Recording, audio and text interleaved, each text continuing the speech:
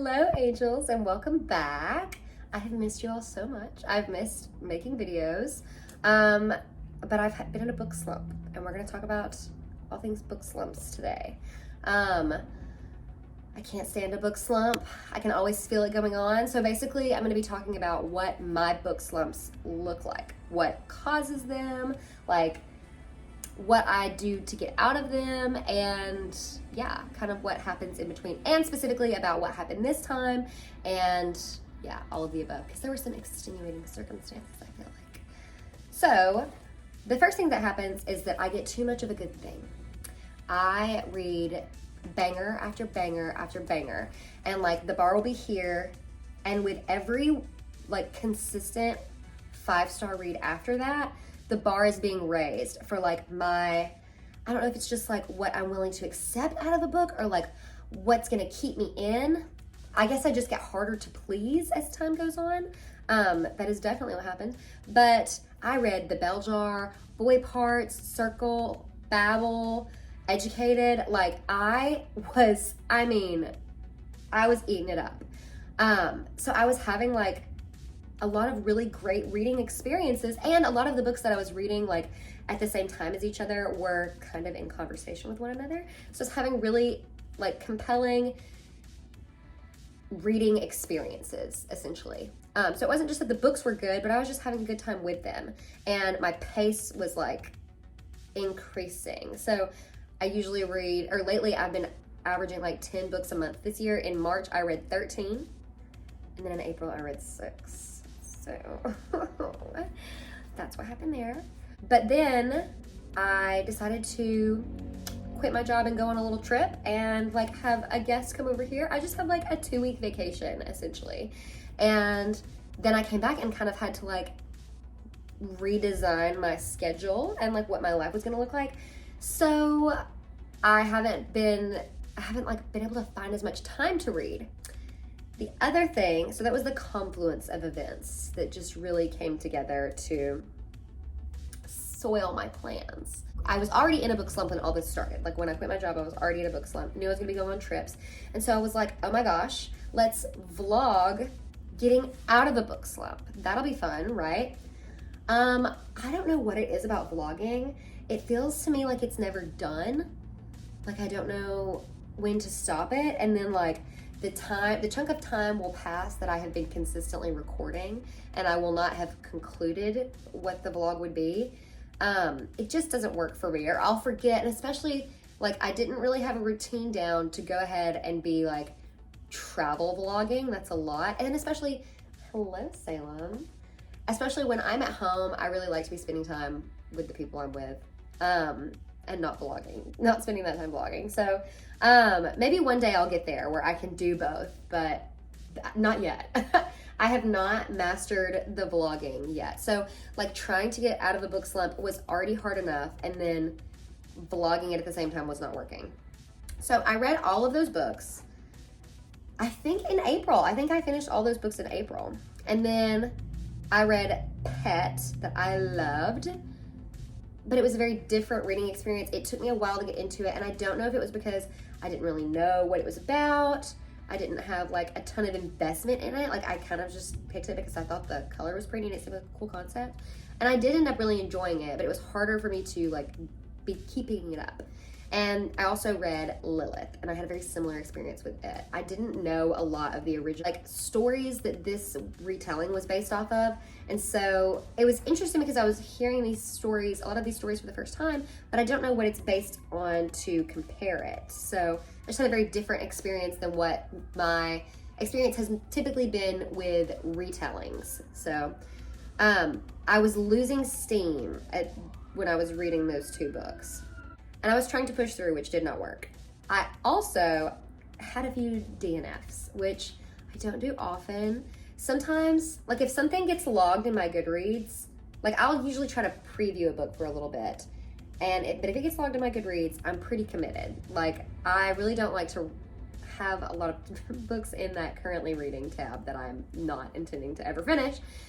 So I try to like manage how committed I am to a book before I do that. And I yeah, that did not happen. There were exceptions to the rule, which is also, it frustrates me when that happens, when I like have been excited for a book, I commit myself to it, and then it disappoints me to the degree that I stop reading it. Like, I don't know. I wish that I was more like liberal with my DNFs and I could just like have no attachments to the books that I start, but like, so the number one book that I think really pissed me off that I DNF'd was Tender as the Flesh. Great concept. Such a fun concept. And hyped to hell and back. If you are responsible for the hyping of this book, my feelings are a little hurt. However, I'm going to withhold judgment because I was listening to the audiobook and I have been on a roll with DNFing audiobooks. I keep doing it. That's all.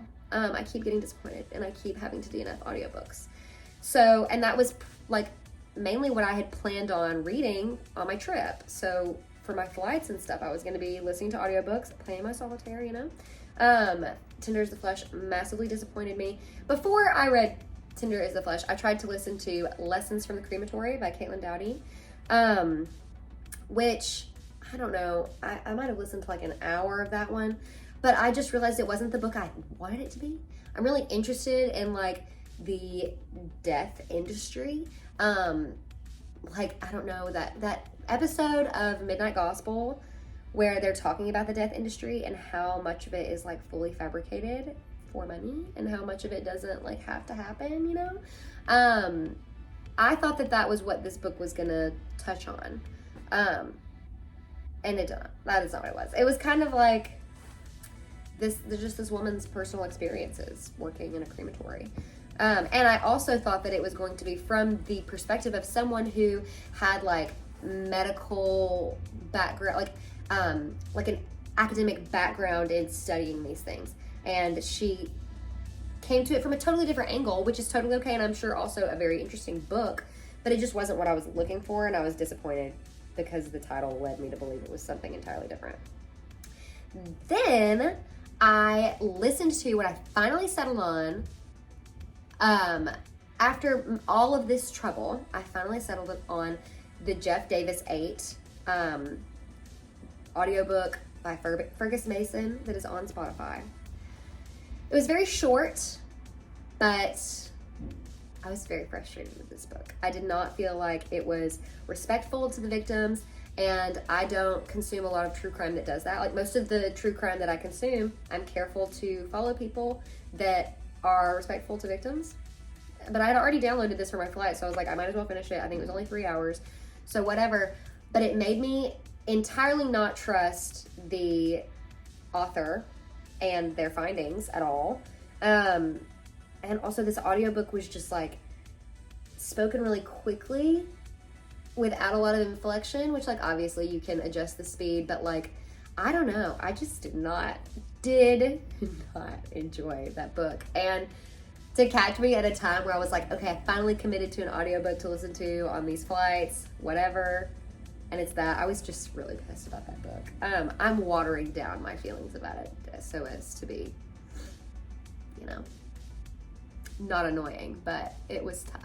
So by the time I started trying to vlog, I crafted this wonderful TBR, and I like to read like one audiobook, one physical book, one ebook at a time. So I crafted this beautiful TBR for each of those categories, of which that was basically designed to give me some 5-star reads. And I did read Less by Sean Andrew Greer, and I loved it. That was a 5-star read for me. What else did I put on there? I put The Midnight Library on there, of which I was very disappointed. So if you have that book, come on. Anyway, you know who you are. But anyway, after that, I just kind of followed my mood. I also read Maybe You Should Talk to Someone. That was the banger of this trip. And I think that actually is what has pulled me out of this slump. Double-edged sword, because I read it at the same time as Midnight Library, which is also discussing mental health. Maybe You Should Talk to Someone is about this therapist that is talking about her experience as a patient in therapy and her patients' experiences. And it follows like some of their actual stories, obviously amalgamated to certain characters, names changed, details changed, whatever, to honor patient confidentiality. But I was so invested in all of these characters and in their development, and that was a really good read to pull me out of this, because I like a lot of stories. I mean, gossip. I just watched Newly Nova's video today on books to get you out of a reading slump, and one thing she mentioned was like, you need a book with like gossip, with like tea that you're gonna get invested in. This book is a more empathetic version, like compassionate version of that. Like, I was invested in these people's lives in a way that was like, they were making me want to be more empathetic to the people around me in my everyday life. So highly recommend. But reading that is at the same time as Midnight Library, which I felt had a very a very superficial, I feel, conversation about mental health. It was just like night and day, especially because I wanted Midnight Library to be so good. But yeah, anyway, I think that was the one that pulled me out. So getting the gossip, getting the tea, especially in a way that's like, oh, I don't just want to like hate on these people, like I want to love on them. Like, I'm invested in their well-being and I want to see them get better, you know? So highly recommend that. That was really, really effective for that. And I think I was reading it like on my trip, like, yeah, like while I was there in town. Yeah, because I think, yeah, I had Midnight Library with me and the Jeff Davis, and that is, Maybe You Should Talk to Someone is definitely the one that I read the most. Basically, that's the breakdown. So I guess my tips would be, if you're new to vlogging, don't try to vlog getting out of a reading slump. Just like, I just feel like you're like trying to lift like dumbbells that are twice the weight that you've never came in the gym before, and you're trying to lift weights that are like half your size. That's what that felt like to me. And I was also trying to do smaller books, hyped books, but I think the secret for me, because the other book that pulled me out of this was A Lonely Broadcast by Kel Byron, I believe. A book that I knew nothing about. I had no expectations about. That is what I think really actually helped me. I knew Maybe You Should Talk to Someone was going to be good, but I mean, also, when you know they're going to be good, you don't know they're going to be good, because I thought I knew that Midnight Library was going to be good. I was really excited for that.